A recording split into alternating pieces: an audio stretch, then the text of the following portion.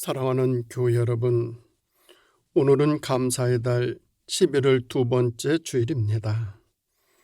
오늘 경건한 마음으로 예배드리는 우리 성도님들에게 주님의 은총이 함께 하시기를 기원드립니다.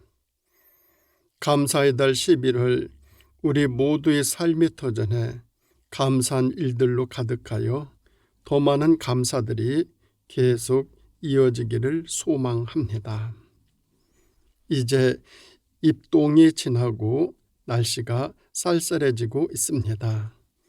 부디 환절기에 항상 건강에 조심하시고 평안하시기를 기도드립니다.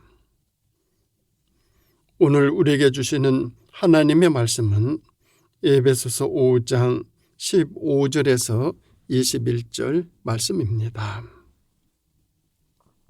그런즉 너희가 어떻게 행할지를 자세히 주의하여 지혜 없는 자 같이 하지 말고 오직 지혜 있는 자 같이 하여 세월을 아끼라.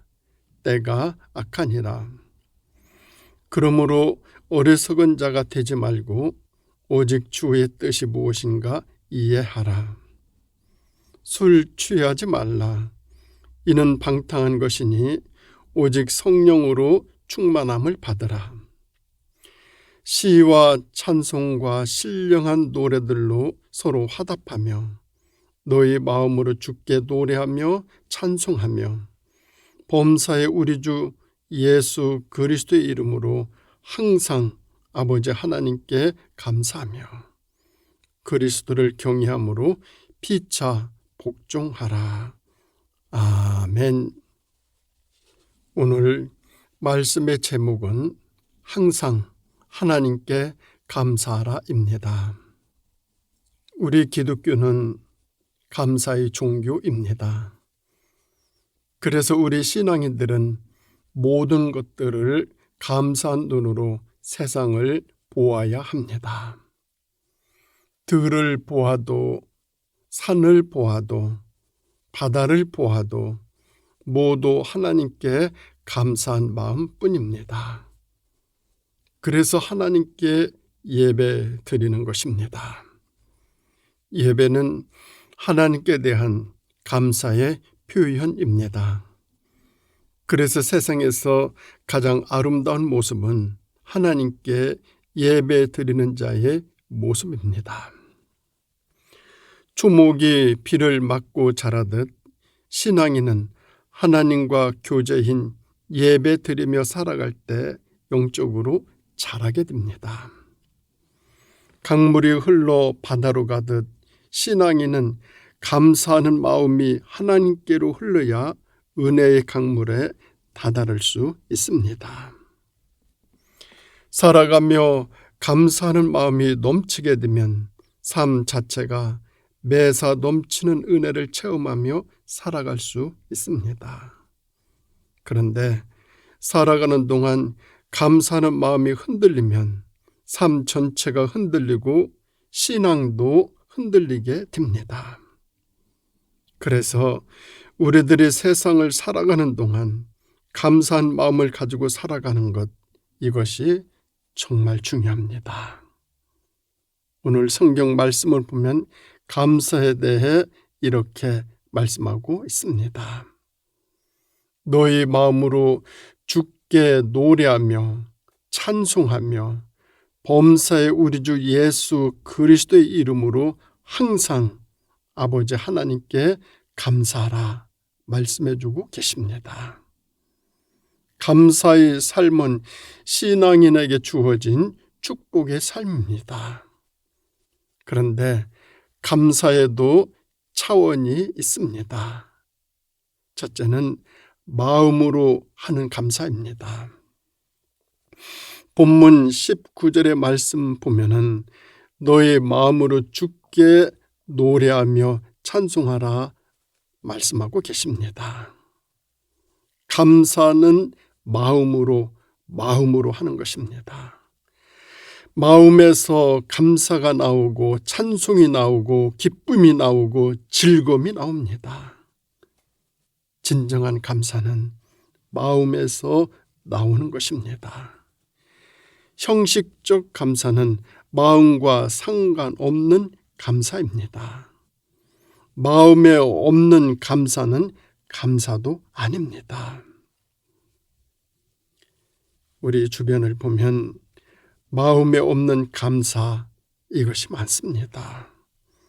감사의 말도 너무 형식적일 때가 있습니다. 감사의 말에 진심이 들어있지 않습니다. 도움을 받고 신세를 졌으면서도 진심으로 감사하지 않습니다. 신세를 지는 것은 당연한 것처럼 여기고 곧 잊어버립니다. 모두 마음에서 우러나오지 않고 있기 때문입니다. 감사는 마음에서 우러나와야 감동이 있습니다. 사람의 마음을 물질로 채우려면 안 됩니다. 양으로 채우려 해도 안 됩니다. 마음을 양으로 채우려 하면 할수록 더 갈증이 일어납니다. 이것이 오늘 현대인들의 특징입니다. 모두 양으로 채우려고 합니다. 소유로 채우려고 합니다. 그러니까 가지고 소유해도 갈증이 더 심해집니다. 마음은 감사로 채워야 채워지는 것입니다. 그래야 만족함이 주어지고 행복함이 채워집니다. 사람의 마음은 참으로 신비합니다. 사람은 마음만 건강하면 세상을 힘있게 그리고 행복하게 살아갈 수 있습니다. 사람이 마음이 건강하면 무엇이든지 할 수 있습니다. 사람이 건강한 이유는 마음에 감사함이 있기 때문입니다. 사람의 마음이 병들면 맨 먼저 마음에 감사하는 마음이 사라지게 됩니다.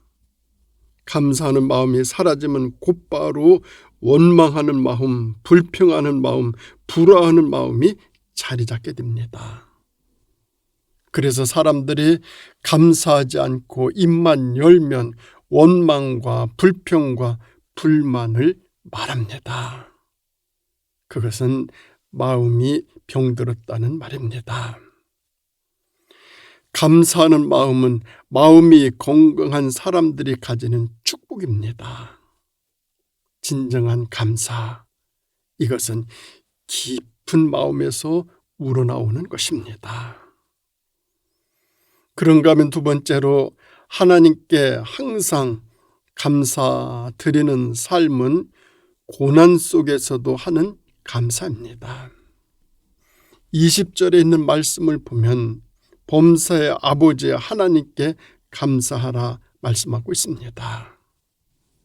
살아가다 보면 어떤 경우에는 아주 기쁘고 행복할 때가 있습니다. 그때는 아주 기쁘고 만족한 마음이 우러나와 기쁜 마음으로 감사하게 됩니다. 지원한 학교에 합격하고 어려운 시기에 취직하고 사랑하는 사람과 결혼하고 기도하고 소망하던 아이를 낳게 되어지면 당연히 기쁜 마음으로 감사하게 됩니다. 그것은 누가 시켜서가 아니고 아주 만족한 마음으로 스스로 감사하게 됩니다. 하지만 살다 보면 그런 때만 있는 것 아닙니다. 어떤 경우에는 참으로 어려운 때가 있습니다. 아주 곤고할 때 말입니다. 그때는 감사한 마음이 우러나오지 않습니다. 전혀 감사한 마음이 내키지 않습니다. 살다 보면 하루에도 기분이 좋을 때가 있고 상할 때가 있듯이 우리의 삶에는 변화가 참으로 많습니다. 그럴 때 감사한 마음을 가진다는 것 참으로 어렵습니다. 그러나 성경은 그때에도 그런 때에도 감사하라 말씀하고 계십니다. 우리는 이런 감사를 고난을 통한 감사라고 말합니다. 사람은 흔히 결과에 따라 감사하는 습성이 있습니다. 사업 결과가 좋아 감사하고, 죽을 고비를 넘겨 감사하고, 승진해서 감사하고, 합격해서 감사합니다. 우리는 이런 감사를 가리켜 일반적 감사라고 합니다. 사람들은 대부분 이런 감사를 합니다. 그 중에는 이런 감사도 못하는 사람들도 있습니다. 그런데 이런 감사는 받았기 때문에 하는 감사입니다. 그래서 보편적 감사라고 합니다. 하지만 이런 감사보다 한층 더 성숙한 감사, 정말 성숙한 감사가 있는데 그 감사가 고난의 삶을 통한 감사입니다. 고난을 통한 감사는 살아가는 동안 아주 아픈 경험들을 거치는 과정에서 감사함을 깨닫게 되는 뼈아픈 감사, 이런 감사를 지칭합니다. 그러기에 이 감사는 그만큼 높은 차원의 감사라고 할 수 있습니다. 예를 들어 성경의 바울과 실라를 보십시오. 그들은 예수님을 전하고 귀신 들린 사람들 고쳐주었다라고 해서 붙잡힙니다. 문매를 맞습니다. 핍박을 당합니다. 그리고 감옥에 갇힙니다. 여기 문매는 태장을 맞았다는 것입니다. 태장은 노예를 다스릴 때 쓰는 휘초리입니다. 그냥 휘초리가 아니고 휘초리 끝에 나무로 만든 줄을 달아 노예를 부릴 때 채찍으로 사용합니다. 이 휘초리로 사람을 때리면 휘초리가 온몸을 휘어 감습니다. 끝에 붙은 납추가 몸을 휘감을 때 살을 찍어냅니다. 이 매를 그래서 태장이라고 합니다. 당신은 형별로 이 매를 때렸는데 한 차례가 40대입니다. 성경을 보면 사도 바울은 그 매를 맞았다 말씀하고 있습니다. 그 매를 맞아 터지고 깨지고 피를 흘렸다라는 것입니다. 그 매를 맞고 밤에 바울과 실라는 옥중에서 찬송을 부릅니다. 참으로 기가 막히는 모습입니다. 그런 매를 맞고 찬송 드리고 있습니다. 그 밤에 찬송을 불렀다라고 하는 말은 하나님께 감사를 드렸다라는 것입니다. 참으로 기가 막히는 감사가 아닙니까? 이 감사가 고난을 통한 감사요, 격이 다른 감사입니다. 결국 이 감사로 옥문이 열립니다. 유럽 최초로 관원 중에서 세례자가 됩니다. 유럽에 복음이 전파됩니다. 그리고 유럽이 세계의 중심으로 우뚝 섭니다. 이스라엘 명언에 이런 말이 있습니다. 이 세상에서 가장 현명한 사람은 모든 사람들한테 배우는 사람이고, 이 세상에서 가장 강한 사람은 자기 자신을 이기는 사람이고, 이 세상에서 가장 부유한 사람은 자기가 처한 환경에 만족하는 것이다. 이렇게 말하고 있습니다. 우리 그리스도인들은 어떠한 시련과 고난이 엄습해 오더라도 그 가운데서도 감사를 드리는 사람들 잊지 마시기 바랍니다. 이 감사를 드릴 때 주어지는 깨달음이 있습니다. 이 깨달음은 험한 세상을 살아가는 귀중한 깨우침을 제공해 줍니다. 그때 깨우치는 그 깨달음으로 세상을 더 잘 살게 되어집니다. 그래서 고난을 통한 감사가 더 깊은 의미가 있습니다.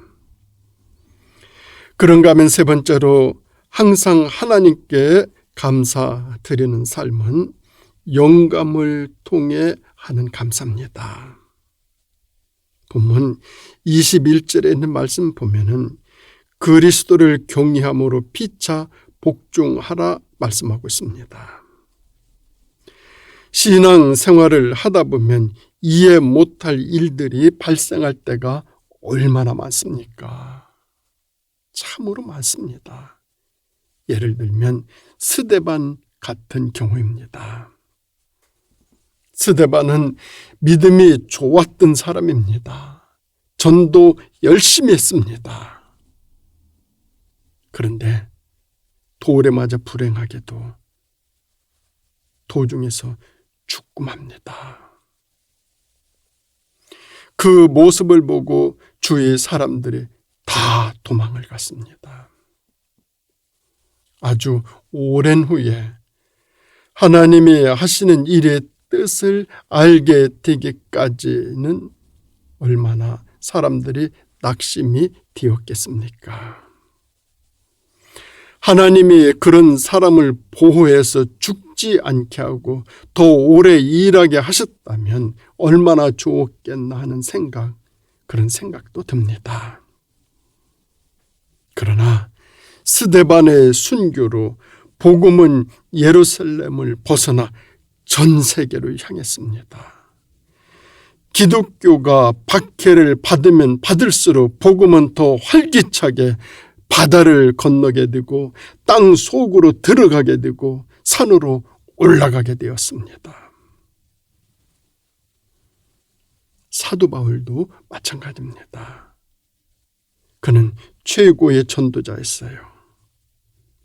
전도 생활을 하면서 고생도 많았어요. 그런데 그에게는 병이 있어 고쳐달라고 간절히 기도했지만 하나님은 그의 병을 고쳐주지 아니하셨습니다. 사도 바울은 평생 그 병을 몸에 짊어지고 살았습니다. 참으로 이해가 되지 않습니다. 고쳐주시면 얼마나 좋았겠습니까? 그것도 하나님의 일을 하는 사람인데 말입니다. 끝까지 고쳐주지 않고 그 상태로 살면서 하나님은 전도하게 하셨습니다. 그래서 바울은 늘 내 몸에는 가시가 있다 이렇게 고백했습니다. 이해가 안 됩니다. 그런데 오늘 본문을 보면 그리스도를 경외함으로 피차 복종하라고 말씀하고 계십니다. 이 말씀은 그런 경우에도 순종하라는 말씀입니다. 도저히 이해가 안 되는 일인데도 그것이 주님의 뜻이라면 순종하고 감사라는 말씀입니다. 우리들이 이 세상을 살아가다 보면 이런 때 있지 않습니까? 때로 이해 못할 일이 발생하고 신앙의 회의가 느껴지기도 하지만 이런 때 하는 감사, 이 감사가 영감을 통한 감사입니다. 지금은 이해할 수 없지만 그것이 주님의 뜻이라면 그대로 받아들이고 수용하는 것입니다. 이런 때는 영감을 통해 알고 감사해야만 합니다. 이것이 영감을 통한 감사입니다. 이를테면 환경이나 조건이 없이 감사하는 감사입니다. 항상 기뻐하라. 쉬지 말고 기도하라. 범사에 감사하라. 성경은 강조하고 있습니다. 이 말은 무조건 기뻐하라. 무조건 기도하라. 무조건 감사하라. 말씀해 주시는 하나님의 명령이십니다. 성경은 그것이 하나님의 뜻이라 말씀하고 계십니다. 무조건의 감사가 진정한 감사입니다.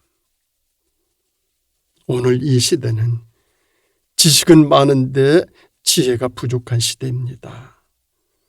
꾀는 많고 요령은 많은데 덕이 없는 세상이 되어버렸습니다. 사람들이 많이 가지고 있고 누리고 있으면서도 감사함이 없습니다. 있다면 원망과 불평과 불만이 있습니다. 그러니 이 세상이 혼란스럽죠. 시끄럽죠. 오늘 우리에게 주시는 본문의 말씀을 조용히 마음에 되새겨 보시기 바랍니다. 너희 마음으로 주께 노래하며 찬송하며 범사에 주 예수 그리스도의 이름으로 항상 아버지 하나님께 감사하며 그리스도를 경외함으로 피차 복종하라. 주신 말씀입니다. 감사는 분량만큼 커집니다. 감사는 분량만큼 행복해집니다. 그래서 우리는 하나님께 항상 감사하는 마음을 가지고 살아가야만 합니다. 그러면 더 많은 감사의 조건들이 만들어질 것입니다. 그 감사로 하나님께 더 감사드리며 우리의 삶이 감사함으로 충만하여 늘 아버지 하나님의 뜻을 이루어드리는 삶 살아갈 수 있기를 주님의 이름으로 축원드립니다. 기도드리겠습니다. 하나님 아버지 감사드립니다. 저희들에게 베풀어 주신 주님의 은혜와 사랑을 생각하면 감사드리지 아니할 일이 하나도 없습니다. 모든 것이 감사입니다. 모든 것이 하나님께 감사뿐입니다. 이 의미를 더 깨닫고 새기며 더 아버지 하나님께 항상 감사드리며 살아 하늘에 아버지 뜻을 이루어드리는 삶 꼭 살아갈 수 있도록 인도하여 주시기를 예수님의 이름으로 간절히 기도드립니다. 아멘.